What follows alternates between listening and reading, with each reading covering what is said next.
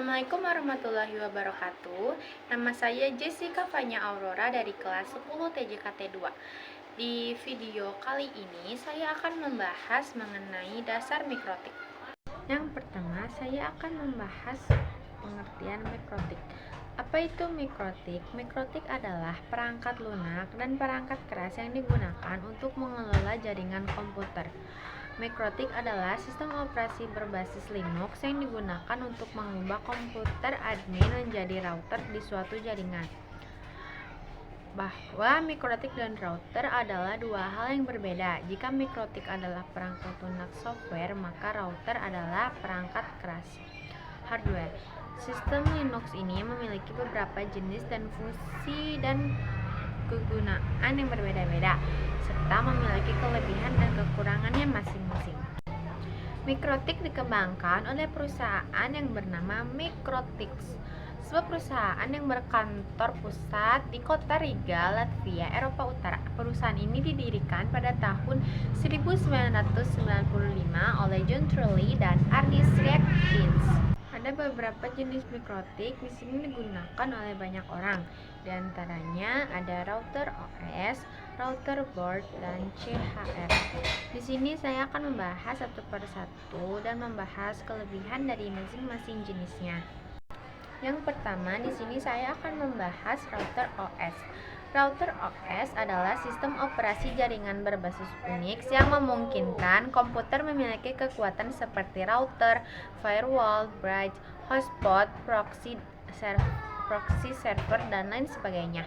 Dengan menggunakan router OS memungkinkan Anda membangun router sendiri. Karena kestabilan dan kemudahan dari mikrotik OS ini, sehingga banyak orang atau perusahaan yang menggunakannya. Kelebihannya yaitu dapat merubah komputer menjadi router dan juga harganya yang terjangkau.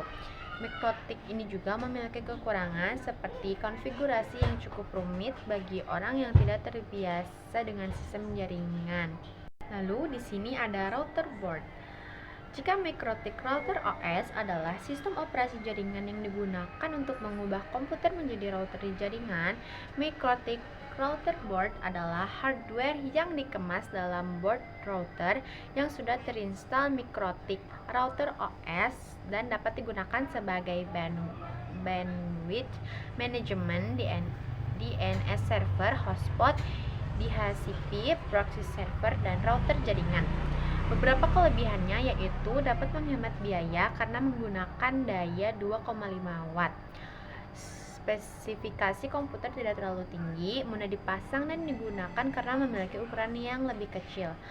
Dan harganya pun terjangkau. Dapat digunakan pada beberapa jenis jaringan seperti wireless, wired, atau kombinasi dari keduanya. Terakhir, mikrotik CHR. Mikrotik CHR adalah jenis mikrotik yang hanya bisa diinstal pada perangkat komputasi virtual seperti VPS. CHR memungkinkan untuk mengelola jaringan internet tanpa harus memiliki hardware sendiri. Yang menjadi salah satu kelebihannya adalah ia dapat digunakan secara gratis. Hanya perlu menginstalnya di VPS tanpa harus membayar lisensi. Namun, dari kelebihan tersebut juga memengaruhi kapasitas kecepatan internet yang terbatas, yaitu hanya dapat memberikan kecepatan maksimal 1 Mbps saja. Jadi, saya juga akan membahas mengenai sertifikasi mikrotik.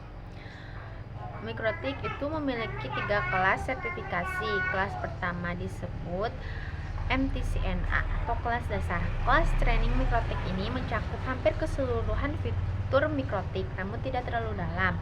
Tujuan dari kelas pelatihan mikrotik ini adalah mempersiapkan peserta untuk mengikuti kelas yang lebih tinggi, level engineer atau advanced, dan memberikan pengetahuan dasar tentang mikrotik.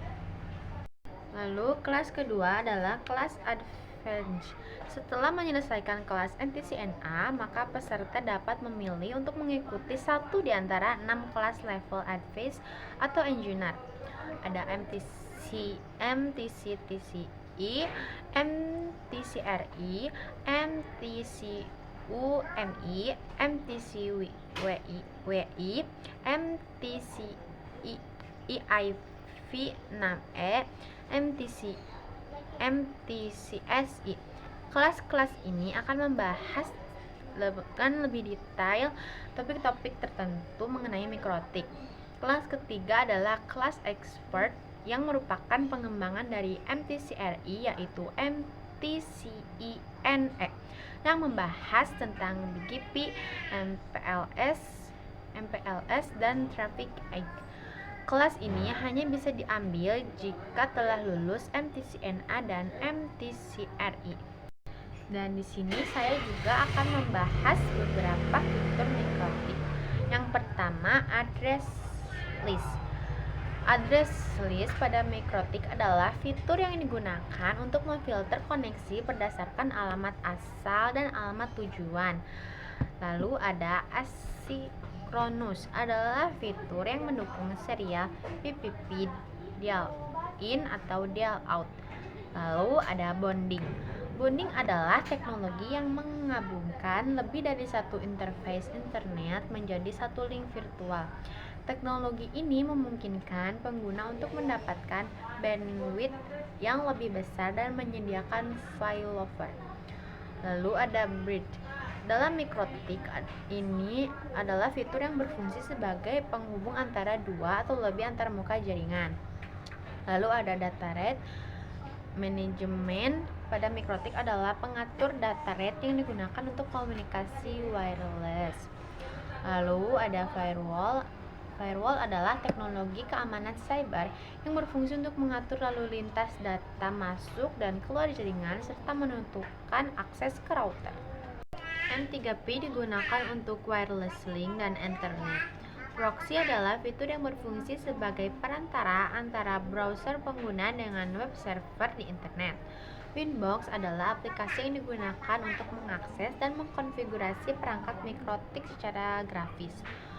Dan terakhir, routing adalah fitur yang berfungsi untuk menghubungkan jaringan dan menentukan jalur terbaik untuk mencapai alamat tujuan pada perangkat komputer. Saya juga akan mempraktekkan mikrotik dasar. Berikut videonya.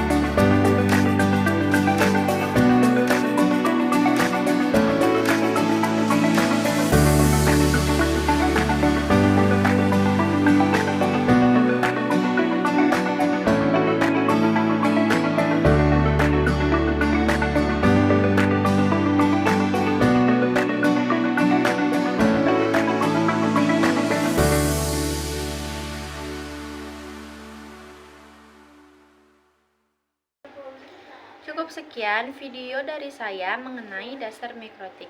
Mohon maaf bila masih banyak kesalahan. Wassalamualaikum warahmatullahi wabarakatuh.